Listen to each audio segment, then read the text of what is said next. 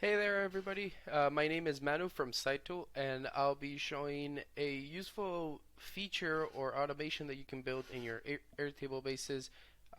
So you can upload in bulk through an interface um, to your either CRM contacts or leads table. So yeah, Airtable is great at a lot of things, and the grid view has a lot of features that interfaces are still catching up to. For example, you could always add through forms, you could always add leads, you could also integrate through automations. But something that is quite essential for especially sales teams and teams that need to upload bulk segments of people, maybe this example would be with campaigns, but it could be with any static campaign type like variable or field.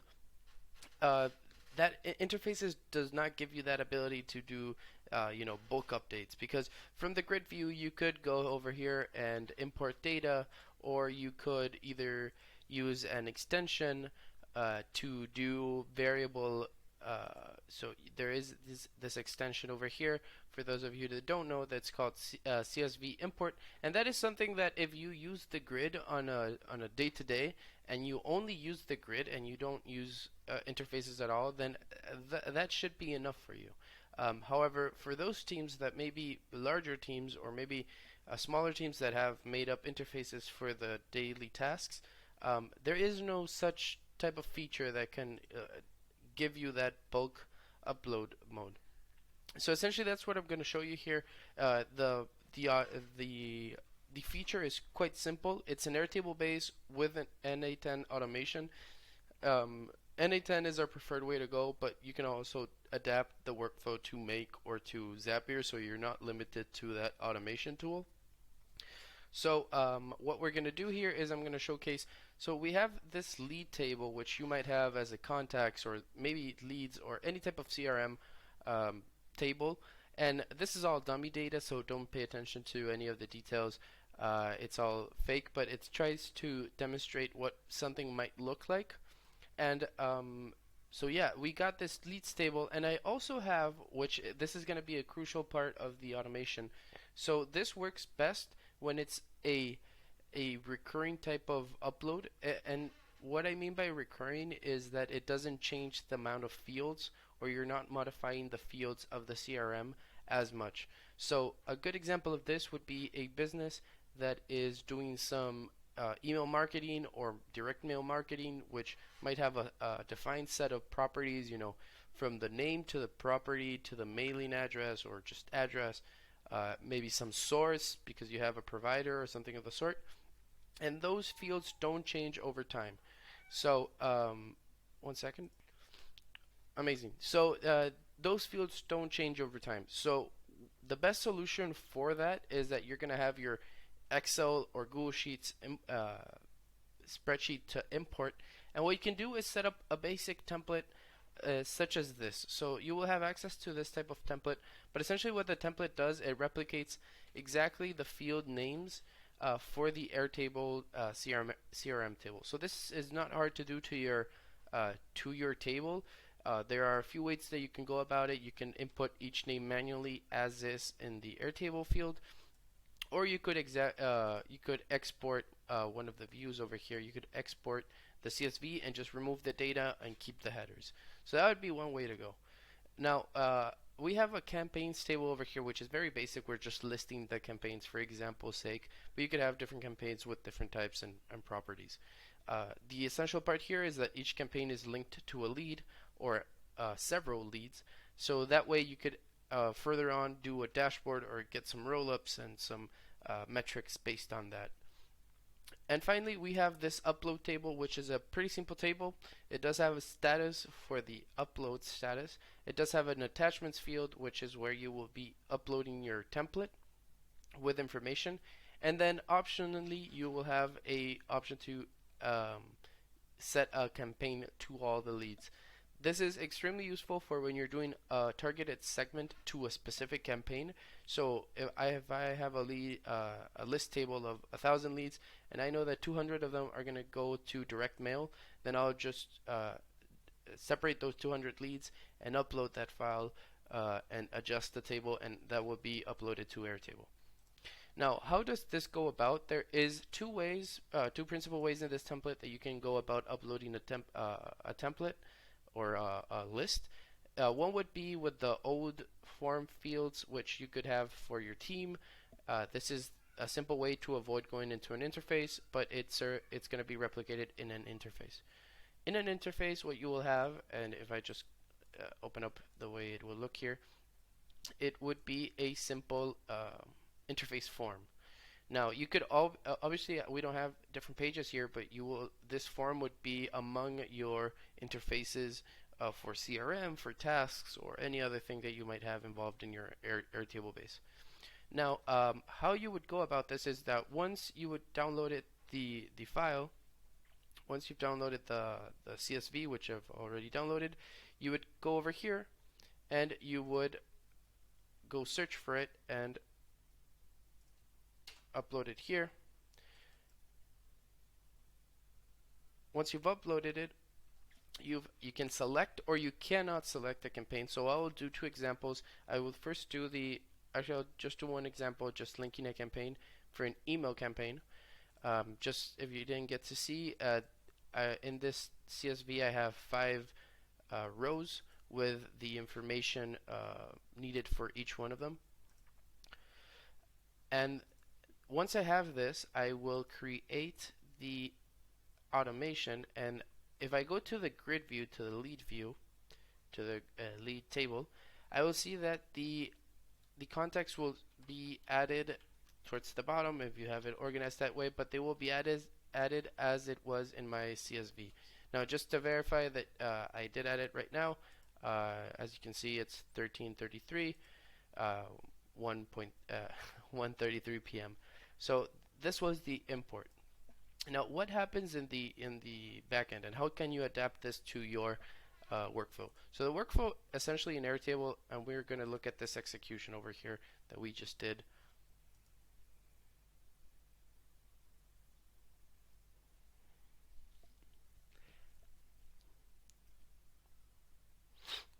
So we will have this execution right here, and what you will see is that there is a Airtable trigger, and this trigger is looking at the uploads table, so that would be this one. It's looking at this view to upload. The filters are simply they are draft, and there is not a file. There is a file, so that means whenever you add the form, you complete the form, that entry goes into this view. So once the Airtable trigger gets the item or the items, if you've added more than one, it double checks the information, and here is a useful set node that you can set your table or your base IDs, just to avoid having to put them in every single node. You will need to put them in the Airtable trigger node, just as the starting point over here. But you can, for the remainder of the nodes, you can set them up here to be upload table ID, lead table ID, base ID. The way you find this would be, so in the URL from Airtable, this first item would be the base ID, the second one would be the table ID, and if you're in a view, this would be the view ID. Perfect. So going back to the normation, what the normation does is firstly it changes the status to processing, just in case it fails at some point. It will have passed through processing, and then what we do is an HTTP request to get the file. So essentially we're bringing back this data file. The only thing that you would need to change in any case if you change the field type, the field name of the file. So be wary of that. If you change any of the names of the fields, you will need to change them over here in normation. Following, we have a read file node, which this essentially reads the CSV, and it displays the information in a way that we can later reference it throughout the workflow. Again, this is nothing too complex. The node only takes, as you can see, input binary field data. That's because the name of the file is called data. If we go to download file, that will be the default put out field, put out output and field. You can name this whatever. You can put this export or something of the sort. The only thing that that would do is change the name of data to export. After that, we do a check to see if there is a campaign or if there isn't a campaign, just so we can set the campaign ID. What you would see here is campaigns. So this would be added into the Airtable post. So when you're creating the leads. Finally, we do have the node that takes care of creating the records. The only thing, and this might be the most important when adapting to your fields, as you can see here, this contains all the field names of our leads table. So our leads table has title, country, city, website, and all of those over here. If I were to add more fields and add them to the template as well, or change the name, so let's say I change the phone field over here. I changed the phone field to have all lower caps instead of having capitalized the first letter. Then I would also need to change the phone over here so it's all lower caps. The same goes over here when it does the reference for apologies for the cat on the background. So you also need to change this in the reference. So the reference is reading the CSV file, right? So if you change the phone so it's not capitalized and it's all lowercase, then you would also need to go over here and change this to phone with all lower caps. And that way, once you reference this, instead of being phone with a capital P, it would be all lower caps.